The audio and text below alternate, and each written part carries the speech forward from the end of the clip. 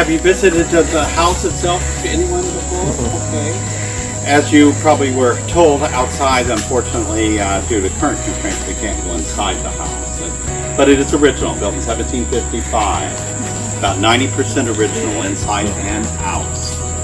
A lot of interesting history occurred at this house. Mr. George Wythe and his wife Elizabeth moved into this house after her father built it as a wedding gift in 1755. They were given life rights to live in the home, meaning that they could live in it as long as they're married, still alive, and if you did move out of the home or did pass away, then the home returned back to her father's family or her family, which is what happened in later years. But Mr. Wythe himself, if you are familiar with the name, a lot of us aren't, and it's unfortunate. From a history standpoint, he really is what we consider one of our founding fathers. He, prominent Virginia family, attended William Mary, self-taught in learning law, became a lawyer, and then began to teach law. And in fact, in that lower left-hand room there with the blue shutters is Mr. Wythe's office, where Thomas Jefferson studied law for 6 years. So literally probably locked in that room for a good part of those 6 years, learning law. Through that time, they really developed a lifelong mentor-mentee relationship, as well as almost like a father-son. The Wythes weren't able to have any children of their own, and Mr. Jefferson was 17 when he first arrived here, so Mr. Wythe kind of took him under his wing. And that friendship and that, I want to say, relationship where Mr. Jefferson would approach Mr. Wythe for any kind of legal advice or any kind of direction. And that lasted all the way through a good part of Mr. Jefferson's political career. Mr. Wythe passed away at the age of 80 in 1806, which was, comparative, was a pretty long life.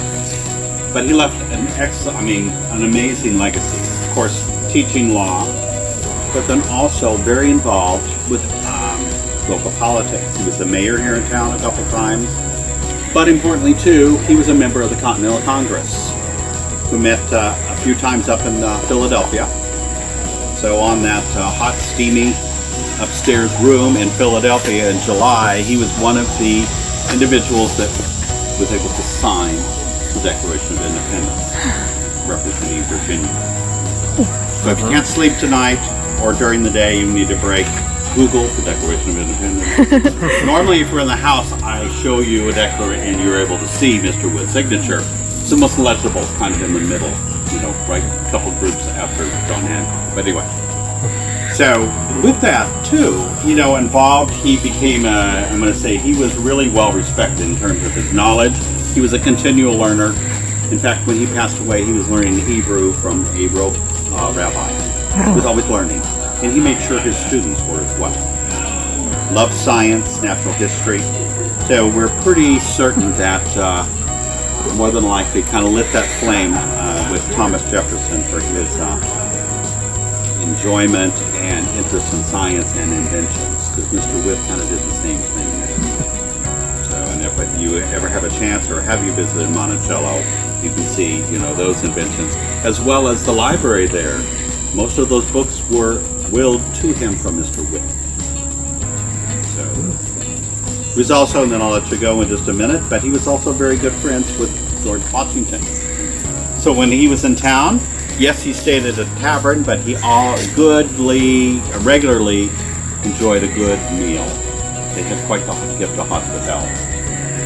So when the Wythes went away in 1781 for a little bit, they were able to offer this home to General George Washington, where it became the command post to the siege of Yorktown. So if you can envision on this property, which was considerably larger than it is today, Patriot troops, French troops are all camped out here, ready to march on to York. So what we have in the grounds is a little microcosm of what a home like this would have had. House being original. The outbuildings there are built on the original foundations. Outbuildings meaning outside, responsibilities. The kitchen, the laundry, stable. The Wythes had 15 enslaved, which they brought with them when they were married. So the slaves lived where they worked. So you can kind of pop in there and take a look.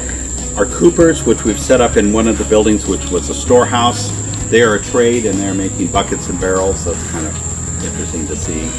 The little white houses there, what we call the necessaries. No running plumbing. So you know what, when it's necessary, you kind of visited that. We have some chickens. And the reason we have those particular ones, that they represent a very popular breed in the 18th century. One of the oldest breed of chickens called a Nankin. It's a little bantam. They're very docile. In fact, when you go there, you'll notice there are two gentlemen in there. Normally you can only have one rooster in a hen house, but you know, the boys play pretty well. They have their moments, but you know, for the most part, this is something in a state like this. So any questions, curiosities before you wander? Is he buried at William and Mary?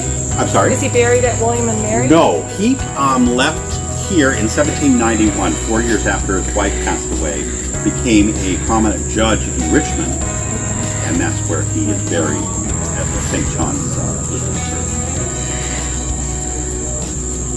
Well, you guys enjoy. The exit's going to be on the other side of the property, but feel free to wander, you know, through the walkways, whatever, you know, kind of suits your fancy. Thank you.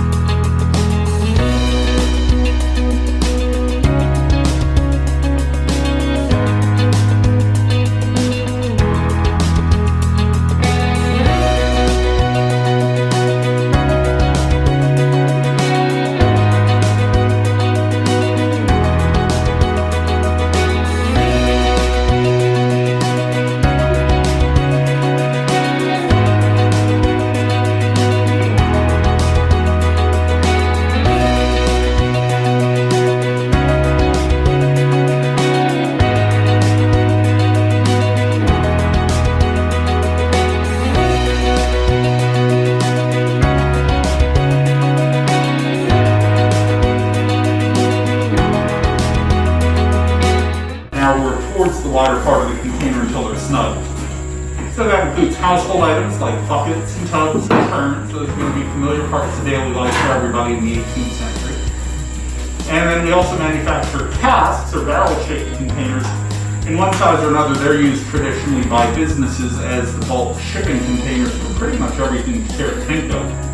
The advantage of barrels and packages is that you don't have to pick it up to move it. It's on the side all over.